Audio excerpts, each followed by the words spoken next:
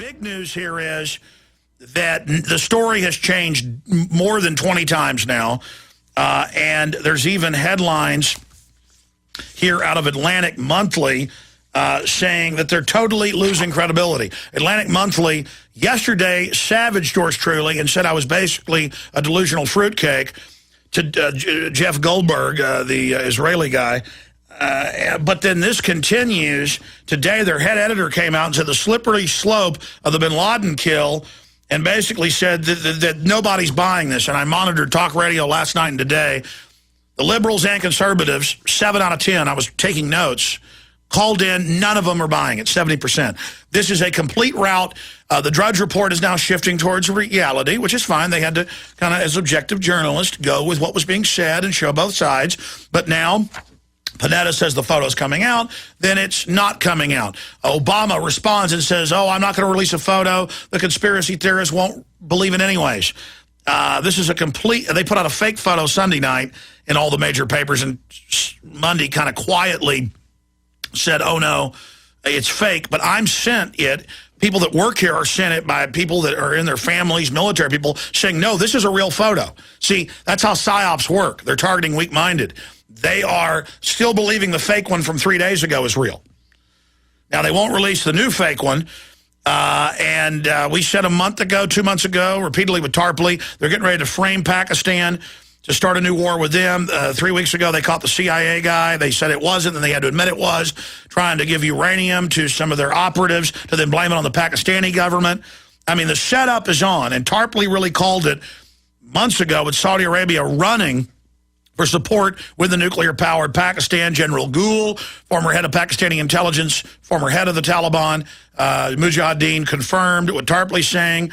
Steve Pachenik, super high-powered in the system, one of the top black op, PSYOP people of the modern age, totally agrees it's all staged.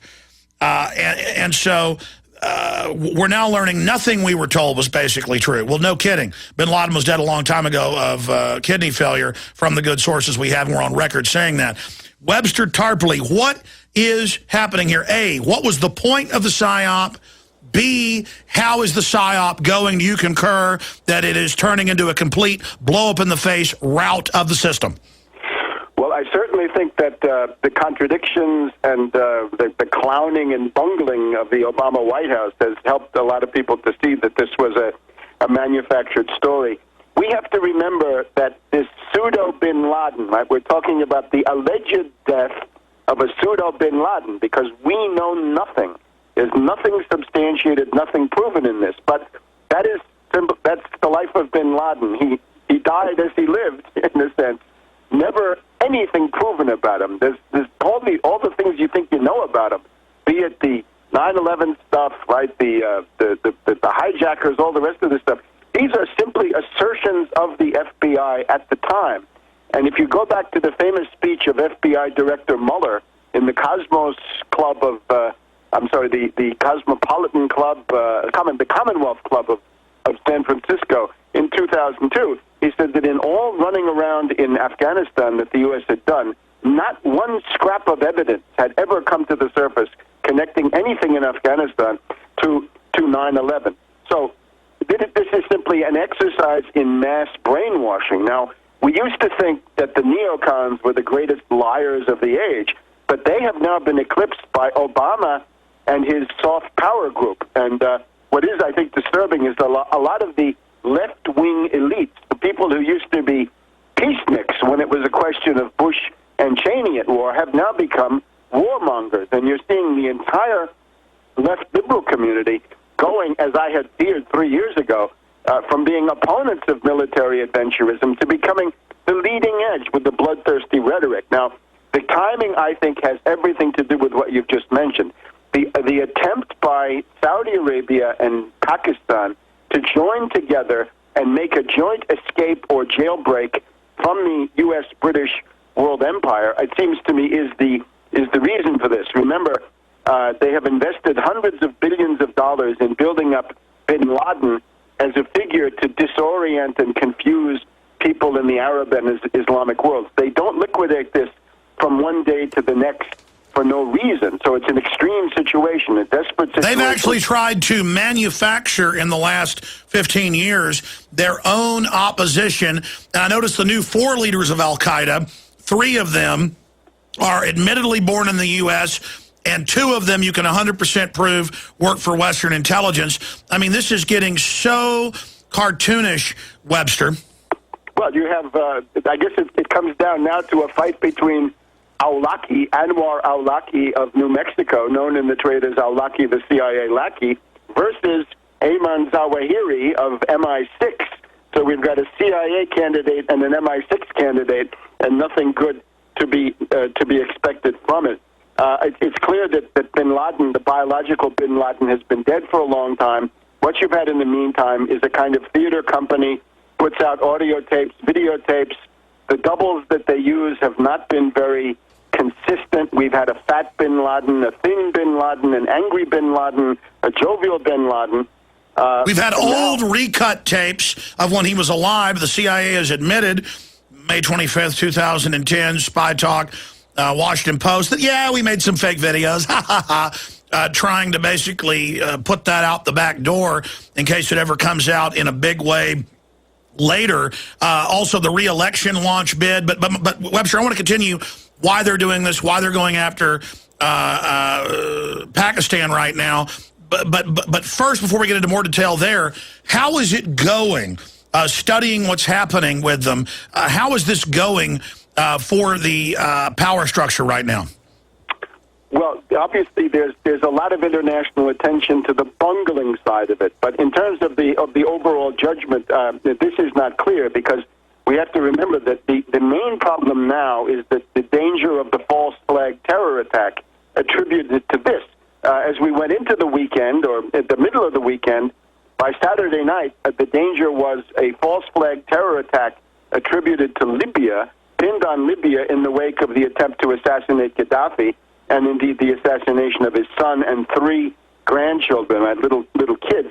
Now, as of Sunday, the main danger shifts to a false flag terror attack, possibly attributed to al-Qaeda, but you also have CIA spokesmen, informal ones, coming forward to say there will be a new terror attack, we would say a false flag event, with the attempt to attribute this to the Inter-Services Intelligence Service of Pakistan, the Pakistani version of the CIA.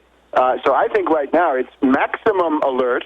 And remember, the key to all this is when drills go live, when exercises are flipped live and taken live, this is when these tragic events occur. The build-up in regard to Pakistan, there was a very harsh statement by the United States in one of these terror reports about 4 to 5 weeks ago, about the time that Bandar went to Islamabad. We then had this Ray Davis case, which you point out, with a lot of accusations being made in the Pakistani media about possible activities as a terror controller and possible involvement in the attempt to create a radiological dirty bomb. Let's think about that, because that may be the template that's going to be used. Then they say we've got to go in and have war and take the nukes away from Pakistan. But expanding on that, first they said Davis wasn't CIA. Later they had to admit he is CIA. So just this continued wall of deception, and the system is losing all credibility as they're caught in more lies. Certainly, on the international level, this is for sure. We also then had this question of Admiral Mullen going to Pakistan and saying, you guys work with the Haqqani network, you're no good. This is not some fancy of radio that we're here, ooh, the maximum alert is here. I totally agree with Webster Tarpley. This weekend, Tarpley was here during the week, but this weekend we had another person here in town to be interviewed for a film, and we were all in there eating barbecue, and I said, I feel the greatest disturbance in my gut I've ever felt. And I told my wife, I told people in the office, I said, I think it's war. And obviously you study intellectual information, and then basically your subconscious analyzes it and is more powerful than your conscious and tells you, man, this is bad. But I was able from the chatter pre-9/11 to predict that they would blow up the World Trade Centers and blame it on their CIA asset, Bin Laden, because I saw the pre-programming. It was very obvious. They are in CBS News everywhere. They put out news the last month that Al-Qaeda's got nukes buried. WikiLeaks, that they're going to detonate nukes in Europe and the U.S. if he's killed. That comes out right before. I mean, come on. Folks, it's the scripting. It's like watching a bad drama. It's so fake. And you can just see it all happening. So when Webster Tarpley's telling you this, they're already hyping. And notice the circular logic. We go into the Middle East, bin Laden attacks us, we have a 10-year war. It's actually several trillion that have been spent, hundreds of billions domestically every year. It's not hundreds of billions, it's in the trillions now overall in the aggregate. And the circular logic is, now we kill him, and now here's the new 4 bin Ladens. You cut one head of the snake, 4 more. And on record, a whole bunch of them are globalist. I mean, on record at the Pentagon. And now we're going to have to kill them, and then there'll be even more terror attacks, and it just never ends. And Webster, they're on CBS News, you name it, saying now there are going to be checkpoints at all the malls, grocery stores. Everyone will have to be searched. I mean, this is again, to heighten the paranoia, Webster. Well, we have now a situation where the U.S.-British imperialism, it doesn't really have an enemy image. And this, of course, is something they always want to have. For quite a while, it was the Soviet Union and world communism and the Warsaw Pact, or maybe Red China. Then it became, of course, bin Laden and terrorism. So they have to attack us again to introduce the new bin Laden.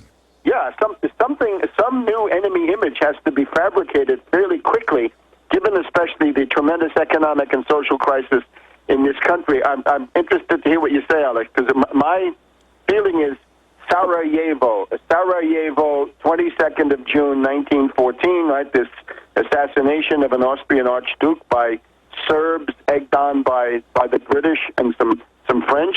And then 5 weeks later, you have the outbreak of World War I, the catastrophe. And in that period of 5 to 6 weeks, people write that they were living in a trance. They were in a dream world. They thought that the problem had been solved. They didn't think that there would be any general war. And precisely when they were most in the land of dreams and la-la land, that's when the mobilization started and the war became a foregone conclusion. Yeah, I think I think right now we're probably going to. Right now, if people don't get the word out, we're probably going to have World War III. And I want to come back briefly, or start now, how that's going to unfold. Obviously, they strike Pakistan, claiming they're trying to get the nukes.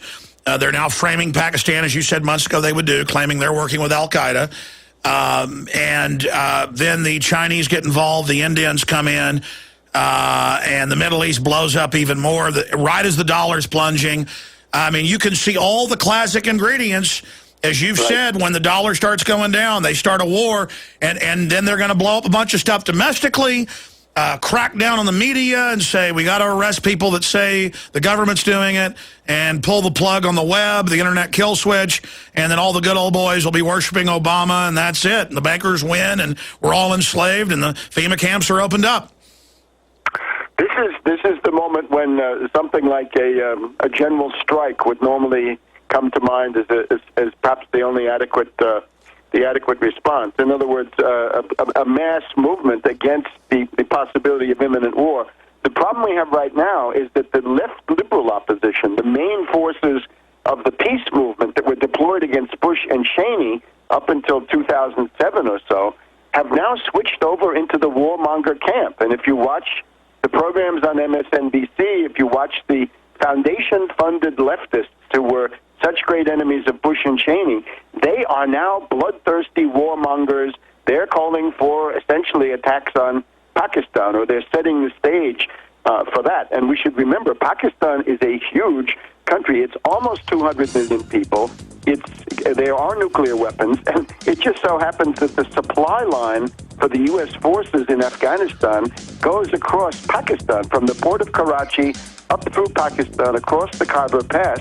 That is a supply. Webster, let's talk about the time frame. I mean, is this a bluff to get the Saudis to go back and grovel to the Anglo-American establishment? How's it going to end? How could World War III start? Where do you think they'll launch their false flag and teach us to love them?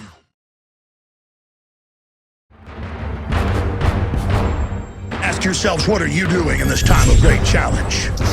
What are you doing to unlock minds?